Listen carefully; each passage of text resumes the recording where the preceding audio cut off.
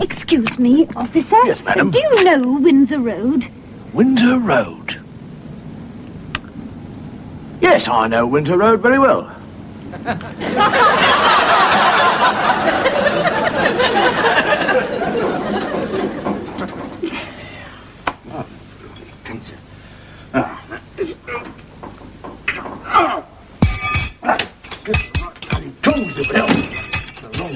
Are you having trouble? Oh, trouble, dear, dear. Here, can I use your telephone, Yes, Squire? sure, of course. It's behind you there. Right, so.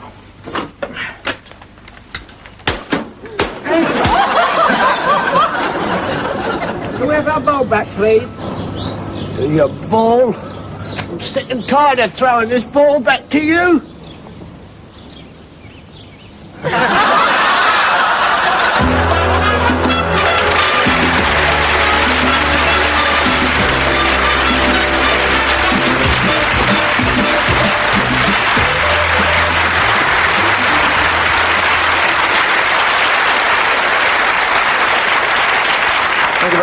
Thank you very much, and good evening, ladies and gentlemen, and welcome to the show. And for the benefit of the people at home, may I say that in doing a show like this, we have an audience of 300 people who sit out there, and they laugh, or they don't laugh, and they enjoy the show. I'd also like to remind the people who are sitting there that there is no smoking allowed.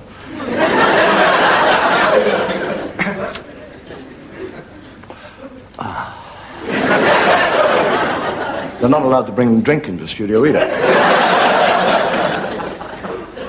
Ginger ale this week. If lose what he gives to you one week, he'll take away the next. I'm asked, when I'm working on television, how I know which camera to look at. And all television cameras have, at the top of them, a little red light, which tells me that that's the camera to look at. And if I'm looking at that one, and the light goes to that one, I know because of the red light. And if it goes over to that one there, that one there.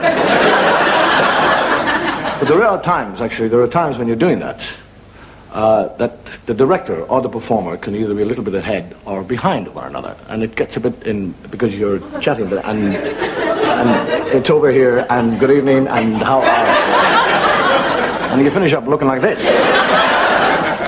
Actually, the only man in England who can work to 3 cameras at once is Marty Feldman.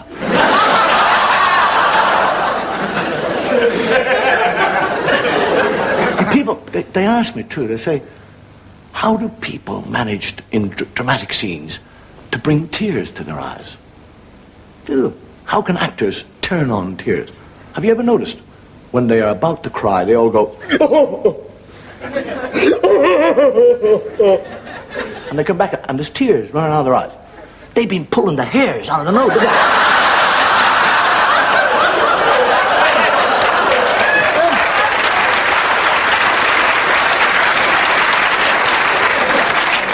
I don't do that. If I do it, I enjoy it, so I don't do it.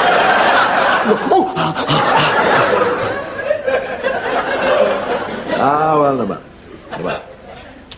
I must admit, I do like a booze. I don't drink a great deal. I really don't. People think, because I talk about it, that I drink. Get off! Get off! God! And you might notice, actually, as I sit, I do hold a glass. Not around the edge. I hold it with my finger on the inside. It's safer. I used to hold it with that one there. It was strong drink.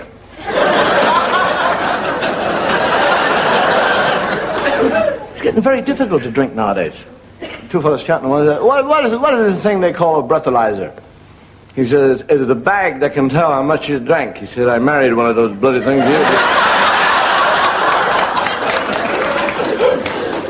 I got picked up, stopped, and I don't know about you, but I refuse to suffer the ignominy of standing in the middle of the night in the rain, blowing into a bag. I wouldn't do it. I couldn't find my mouth. And I am not masochistic enough to have them sticking needles in me, drawing my blood off. And there's only one other way to test whether I have alcohol in my bloodstream. And I did what they asked me to do. And I sat there and I waited, and after a while he came back. And I said, well, what about it? He said it is 98.2 alcohol, 8% water. Cheers.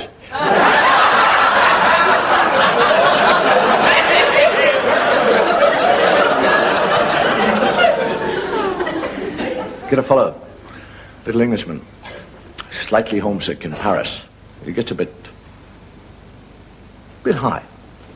And his mind begins to work. And he goes to a house of what is loosely termed ill repute.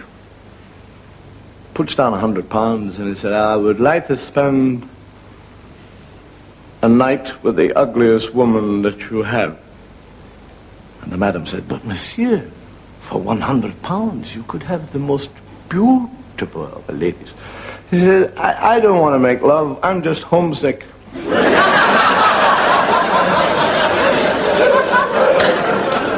We live, for some reason, have you noticed how aggressive people are becoming today? People are much more aggressive nowadays than they used to be. I mean, it's, even walking down the road nowadays, you say good morning to somebody and they grab you and say, what do you mean by that? Everybody seems to be aggressive. You get in a train.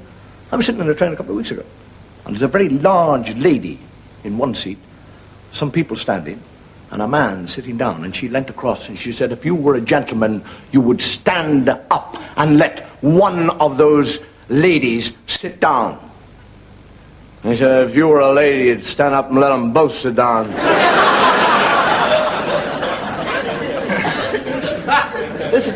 The aggressiveness actually comes out in drivers. You put a nice, gentle, kind fellow behind the wheel of a car, and suddenly he's a cross between a werewolf, Mr. Hyde, and Harvey Smith.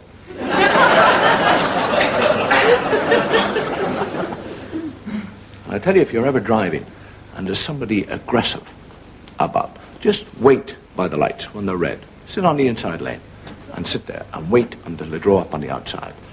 And sit there and hold your wheel and rev your engine and go.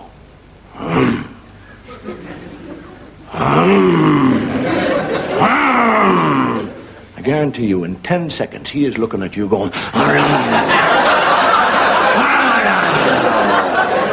He's thinking you're going to try and get away at the lights before. Take your foot off. Go 2 feet. He's across the road.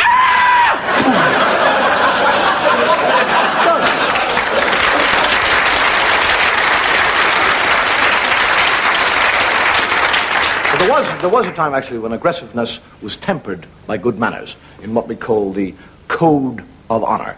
And the Code of Honor was actually more important than life itself. People were more aggressive, or less aggressive, or were aggressive, but they were aggressive in a civilized manner. Are you ready, gentlemen? Monsieur, I will show you what a great fool you are. I am the greatest swordsman in the whole of France. Don't do that!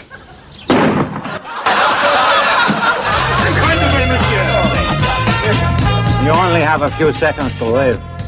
Would you like to say a small prayer? God, if you are there, prove it to me. Thank you, God. Fire!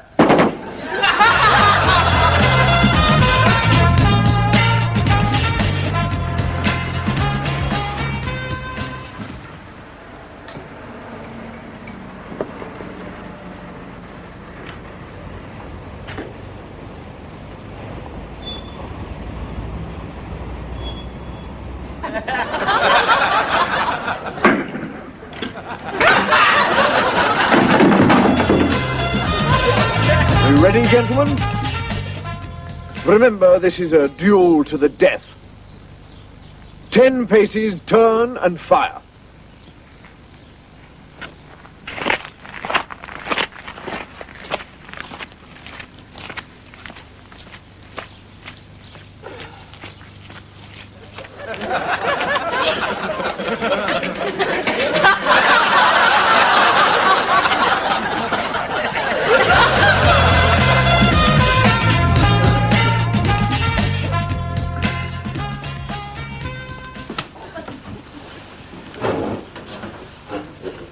Okay, Smeaton. This town ain't big enough for both of us. I happen to be the fastest gun in the West. Gonna have to prove it.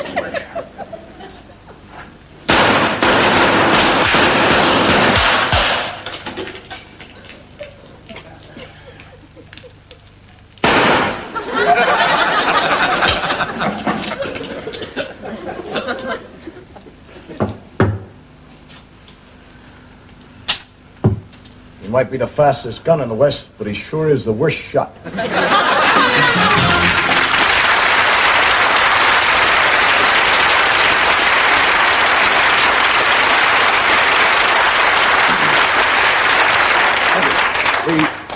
The one thing, actually, that puts a man above animals is his power to reason, to use his brain, and to use his ingenuity. And in actual fact, we are surrounded by examples of man's ingenuity. If you even take the television set, when you think of the years and time that Bird put into the development and the invention of the television set, and after years of struggling and striving, he eventually got a picture. And he called his wife into the room and he said, "Look at that." And she said, "Yes, very nice. What's on the other side?" And Bell, with his invention of the telephone, he invented the telephone and it was no good until he invented the second telephone.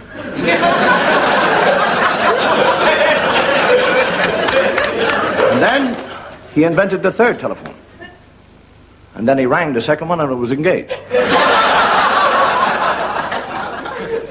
Even when you think of things like false eyelashes, that's ingenious. I don't know if you've come across them. I was in a bathroom for 10 minutes trying to kill one of the bloody things. But the pinnacle of man's ingenuity, I suppose, is in what we call transplants. And there will come a time, and we have transplants basically to prolong our life. And I suppose it'll come to a time where we can transplant every part of the human body, and nobody will die. Where are they going to get the spare parts from?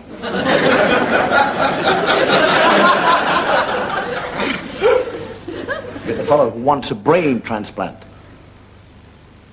And the surgeon said, "I have two brains.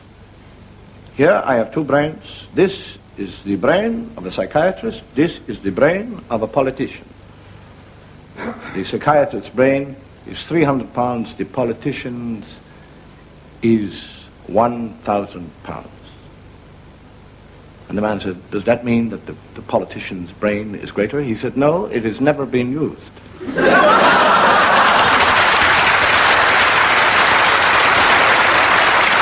All men have the gift of ingenuity. But there are only a few who have the ability to use this gift. And this has been proven time and time again, from ancient man right through to the modern age.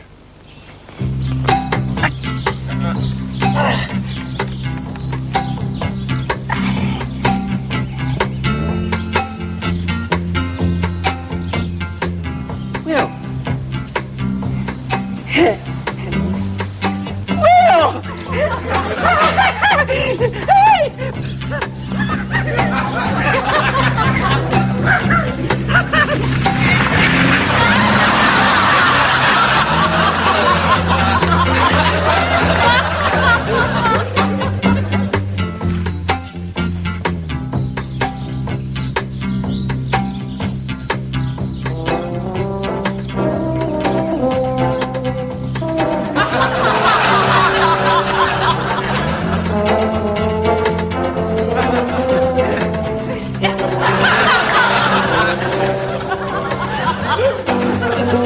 There we are, lads.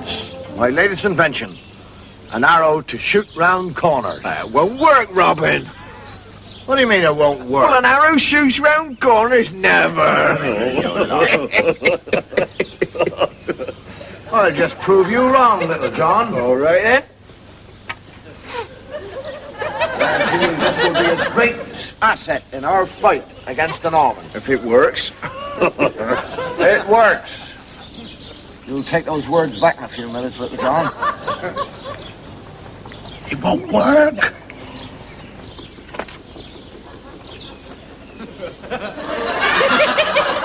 See, told you it doesn't work. It does.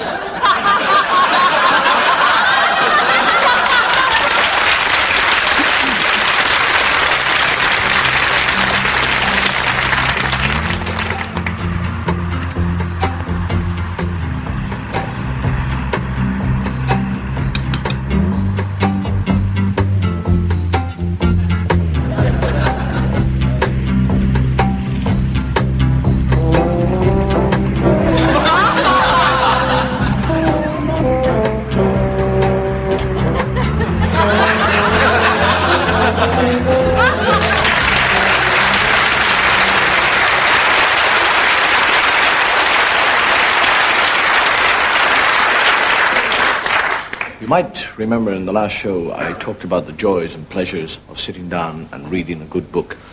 Tonight, with the aid of our cameras and your television screens, we would, if we may, like to bring into your homes some of the great heroes and heroines of literature. 3 to east, 2 to south, approach the treasure from river mouth. 1 to north, 2 to west, there you'll find Flint's treasure chest. Many people have searched for Flint's treasure, but none have ever returned. It's be all mine soon. 1 pace forward, 2 paces back, and the treasure's mine. Holmes, is it true that you can deduce absolutely anything? Absolutely anything. For example, by the powers of deduction, I could deduce what is in each and every one of those cupboards. It's incredible, Holmes. But I shall put you to the test. Now, what is there in this cupboard, for instance? Elementary, my dear Watson. In that cupboard... I've changed my mind. In this cupboard here. In that cupboard there. Yes. You're quite sure you do not want to change your mind? Quite sure. Not that cupboard? No, not that one. That cupboard. Yes. In that cupboard, I would deduce that there is a tall gentleman, a scar on his face, a beard, wearing no trousers, and carrying a dinner gong. To believe you.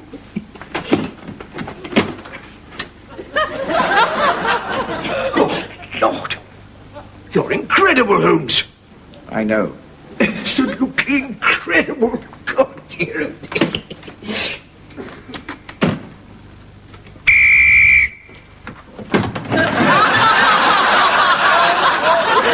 Thank you, gentlemen. Same time tomorrow. Different dress.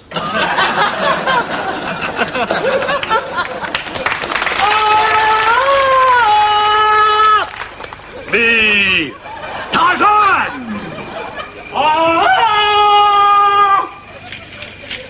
Me, Tarzan. Me, Tarzan. Me, Tarzan. Me, Jane. Him, Tarzan. Rapunzel! Rapunzel! 'Tis I, your prince. Let down your hair.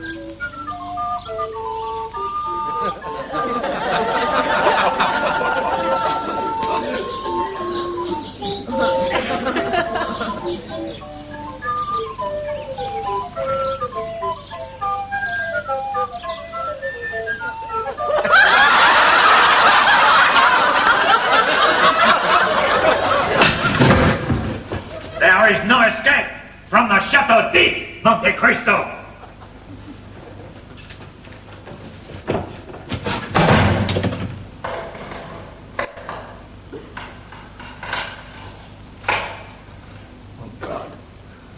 I, Monte Cristo, condemned to spend 20 years in this hellhole. Condemned to spend 20 years without looking at a kind face or hearing good conversation.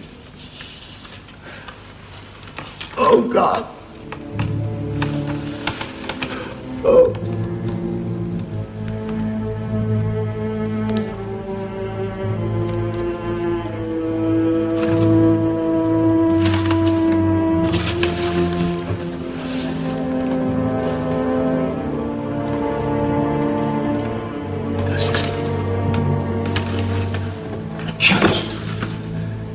Chance to escape.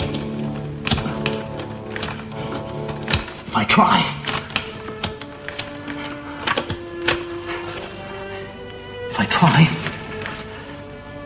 I might escape.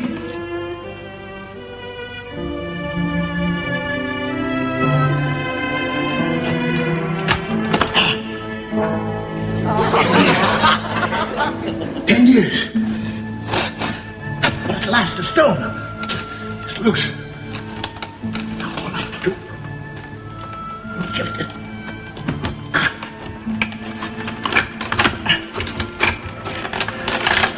After 10 years...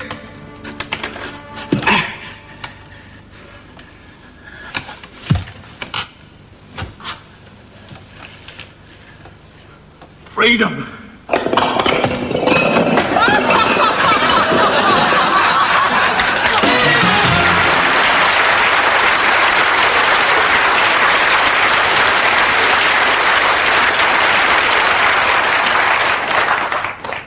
Somebody over there twigged. And muttering to his wife, "The stones are going to fall down."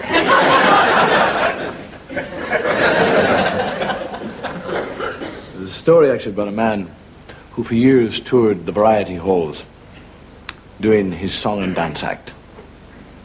And eventually he committed a crime and he was sentenced to 10 years in jail.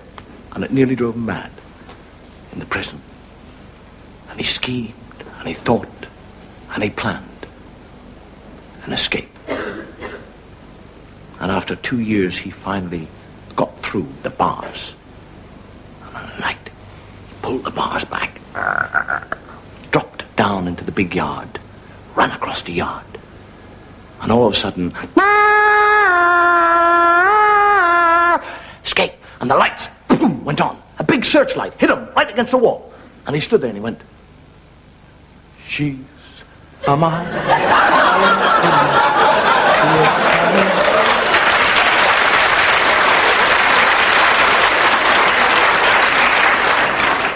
To introduce the next part of the show, I need what we call a good introduction. But the items that I'm about to introduce bear no relationship to one another. Therefore, in an introduction of these items, it is very necessary to give some hint during the introduction of what is to come. Now, in introducing an introduction, the introduction by the very basis of what the introduction must stand for, and in this case I am talking about somebody who introduces something to make that introduction important. It is important not during the introduction to harm the items that you are about to introduce. Oh, do get on with it. I didn't know God watched the show. Do you swear to tell the truth, the whole truth, and nothing but the truth? No. He was there, and over there, that was Carruthers.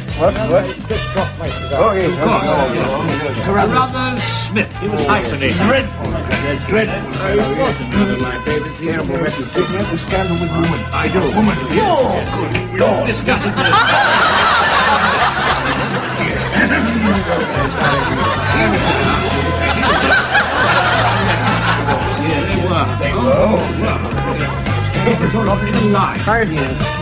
I wish I had messed with you chaps a long time ago.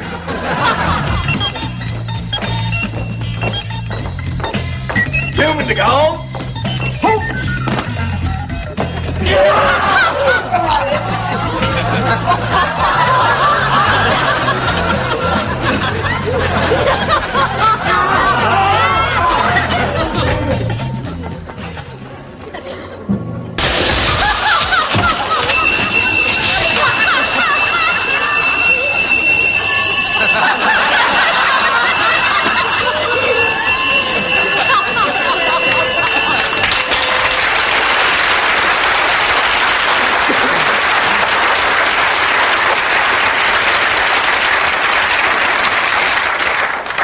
Michael and Ronnie, enjoy that. They say behind every great man there is a woman. Behind Caesar there was Cleopatra. Behind Napoleon there was Josephine. Behind Nelson there was Lady Hamilton. And what happened? The men died and the women lived on and on and on. They say that God created the world. He created the rivers, the mountains, the trees. He created man, and from man, he created woman. And since then, he's never created anything.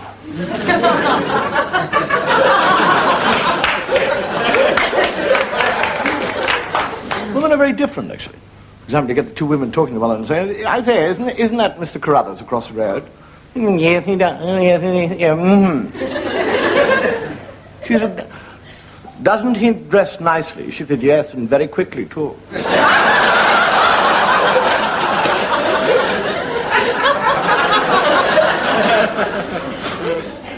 Look at a young lady who has been seduced for the very first time ever in a motor car, or anywhere else for that matter. And she begins to weep for things lost. And he said, darling, don't cry. What do you mean? What do you mean don't cry, pig? You man, pig! Don't worry about me, you said don't cry. I'm going to go home and tell my mommy and my daddy that I have been seduced twice. He said, I've only done it once. She said, you're going to do it again, aren't you?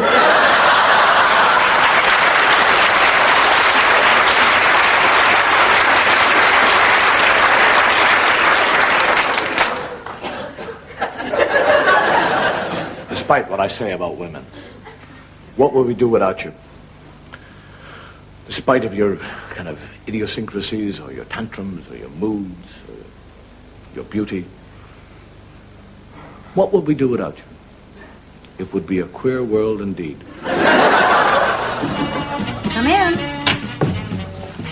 Good morning. Sit down. Oh, please, sit down. Tell me what the trouble is.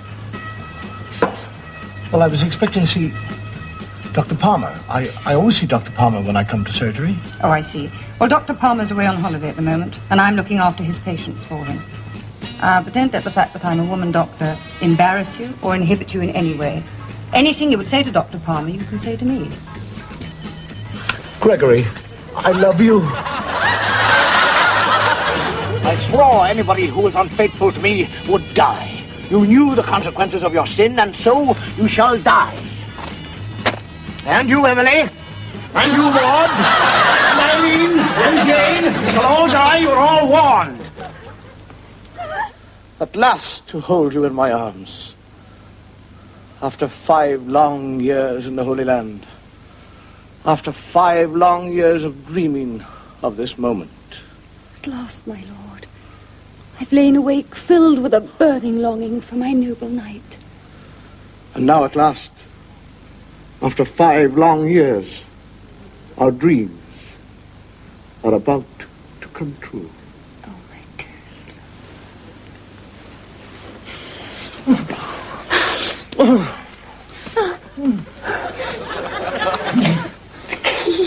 The key? What key? The key to your chest.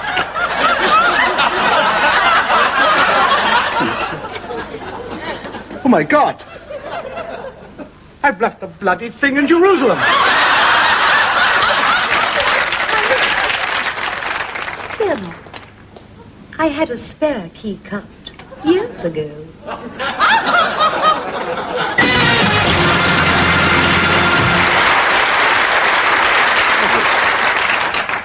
As far as I'm concerned, one of the greatest sources of humor is religion.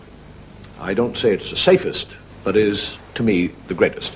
Because we, the Irish, we do tend to laugh at religion. We don't laugh. We laugh. Otherwise you get a telegram from Rome telling you you're finished. And we have within the Church of Rome what we call a confessional box, which I suppose to people who don't understand is like taking fire insurance.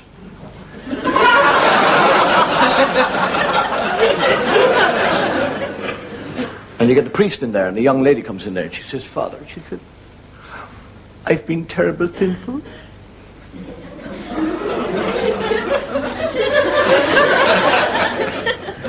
He says, how? She said, I was out with my boyfriend last night. And he kissed me. And he cuddled me. And he made love 5 times. And And the priest says, go home, get 7 lemons, squeeze the juice into a glass and drink it. She said, will that take the sin away from my soul? He said, no, but it'll take the smile off your face.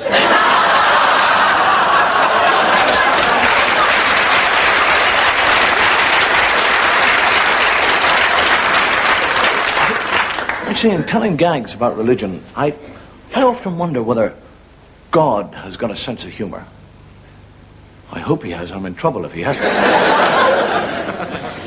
Mind you, it'd be very hard to tell a gag to, wouldn't he? I mean, you'd start it and he'd tell you the end.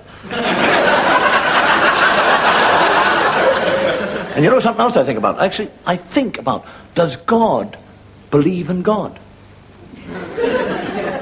I mean, I believe in God, but who does he believe in? And if he doesn't believe in anybody, he's an atheist. And if he's an atheist, he'll never get to heaven. Because old Nick believes in God. And look what happened to him. I often think about, what does God look like? And there is only one man who has ever seen God. And I said to him, what does God look like? He said, she's black.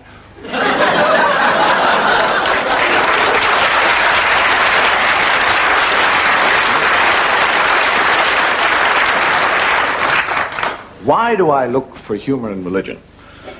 In Ireland, we have a very old saying in which we say, you will always gather the most corn from a field that has the largest crop.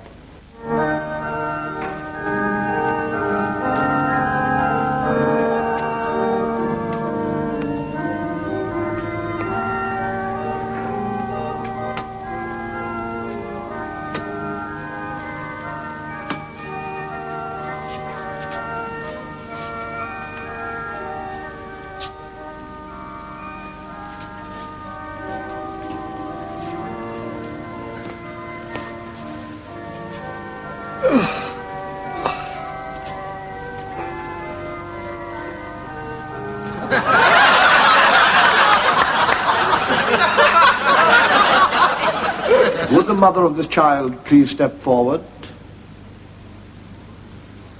Would the father of the child please step forward?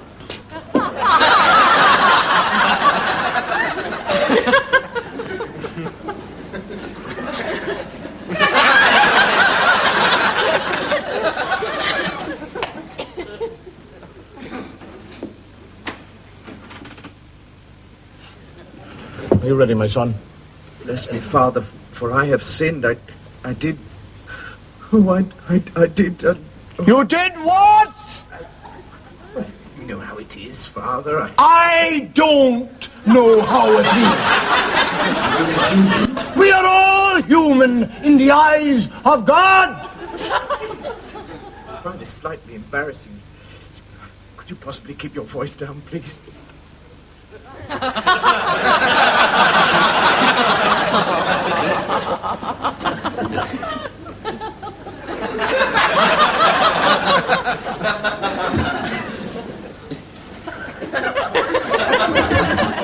My son, you have committed no sin at all. You are no sin. I'll give you complete absolution. Thank you, Father. Next!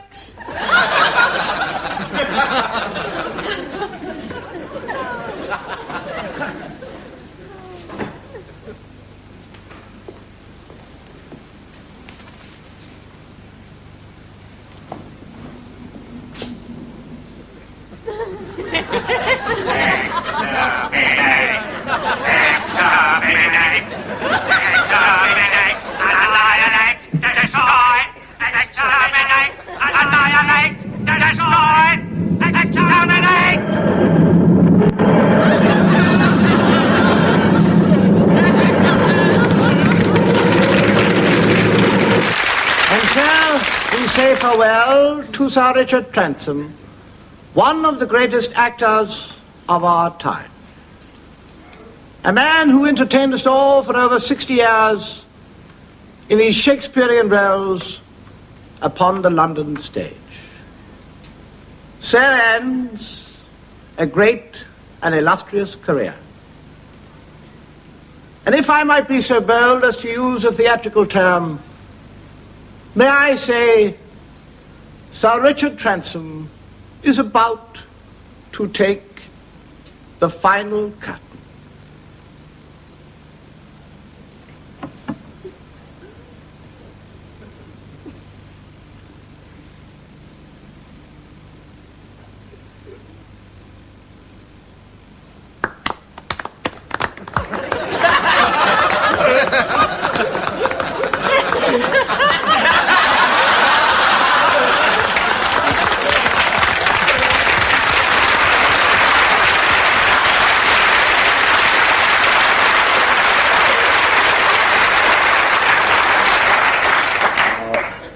When I go, if I go, I hope I go like that.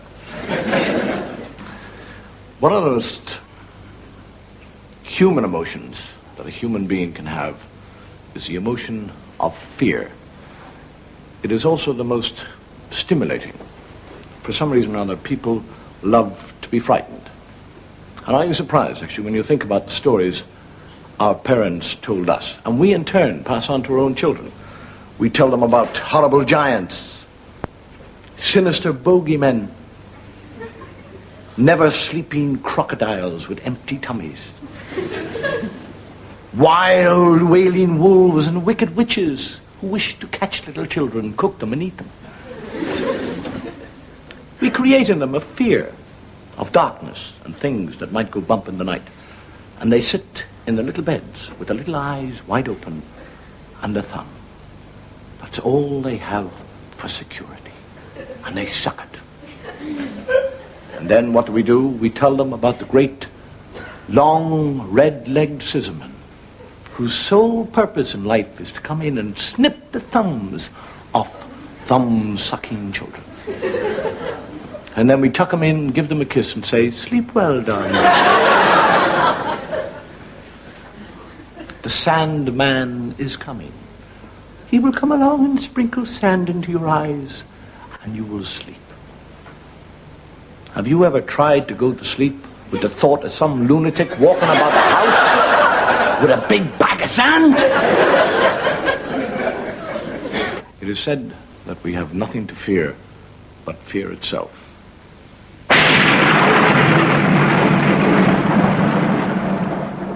But did the man who said that ever have to spend a night alone in a house, knowing that somewhere, something or somebody was waiting in the darkness, ready to pounce?